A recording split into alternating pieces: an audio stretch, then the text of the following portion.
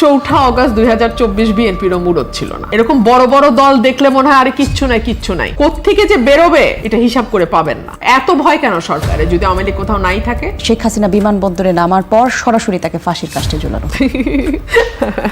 রাজনীতি তো হুঙ্কার টুঙ্কার না দিলে তো হয় না। নেতা কর্মীদের একটু চাঙ্গা রাখতে হয়। নেতা না হয় আছে 10টা আর কর্মী না হয় আছে 5টা, 15 জনকে তো চাঙ্গা রাখতে হবে। উনি ফিরবেন, ফিরতেই হবে ওনাকে। এবং উনি যদি ফিরে আসে সবচেয়ে বেকায়দায় পড়বে সরকার। না পারবে ফাঁসি দিতে। হাসিনার আমলে আমাকে বহুত গালি খাইতে হয়েছে, আমার কিচ্ছু যায় আসে না। উনি ডিসেম্বরে ফিরবেন কিনা আমি জানি না, তবে আমি একজন রাজনৈতিক ক্ষুদ্র কর্মী হিসেবে যেটা বুঝি উনি ফিরবেন, ফিরতেই হবে ওনাকে। ফিরতে হবে কয়েকটা কারণে। আপনি যদি একেবারে নিরপেক্ষভাবে দূর থেকে দাঁড়িয়ে ওনার অবস্থানটা চিন্তা করেন, ওনার পরিবারের একটা দীর্ঘ ইতিহাস আছে রাজনীতির এবং একটা দীর্ঘ ত্যাগের মধ্যে দিয়ে তার পরিবারকে যেতে হয়েছে। ইনফ্যাক্ট তিনি তার পুরো পরিবারকে হারিয়েছেন এই রাজনীতির কারণেই। তার পরিবারের সঙ্গে তার আরো বৃহৎ পরিবার তার দল, যে দলটিকে একেবারে ভেঙে চুরে যাওয়া অবস্থায় 75 থেকে 80 তিনি 81 সালে ফিরে এসে হাল ধরেছিলেন এবং 81 থেকে 26 46 বছর উনি এই দলটার প্রধান হিসেবে মাঠে, রাজনীতির মাঠে, সংসদে, রাষ্ট্র ক্ষমতায় এবং বিরোধী দলে থেকে লড়াই করেছেন। এখন যদি উনি না আসেন, ওনার পরিবার তো কেবলমাত্র উনি এবং ওনার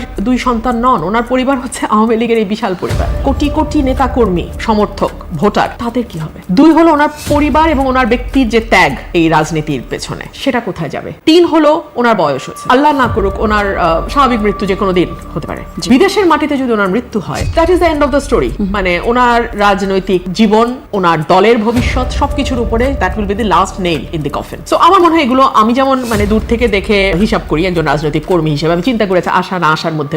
আর উনি ফিরে আসা সবচেয়ে বেকায়দায় কারা পড়বে আপনি বলেন তো? এটা আমি আরো 9 মাস আগে বলেছিলাম। সবচেয়ে বেকায়দায় পড়বে সরকার।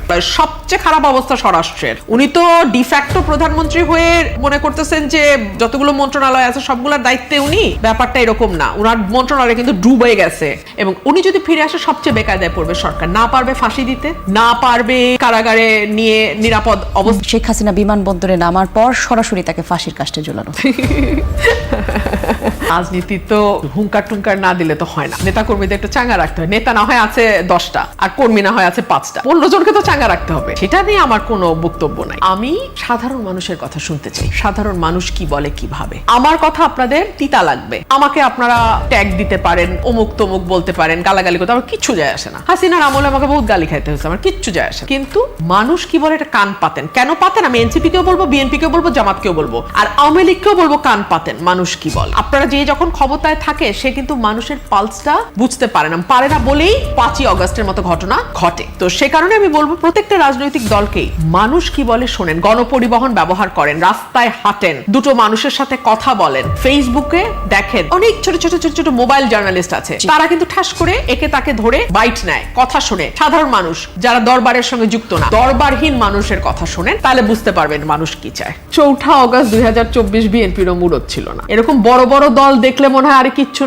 নাই কোত্থেকে যে বেরোবে এটা হিসাব করে পাবেন না। তো সুতরাং নাইটাই এগুলো বলা যায়। হাসিনাও বহু বলছে বিএনপি নাই, এগুলো বললে শান্তি লাগে, ওটা কোনো অসুবিধা নেই, পলিটিক্যাল রেটরিক। তাহলে 5 জনের মিছিলে 500 জনের নামে মামলা হয় কেন?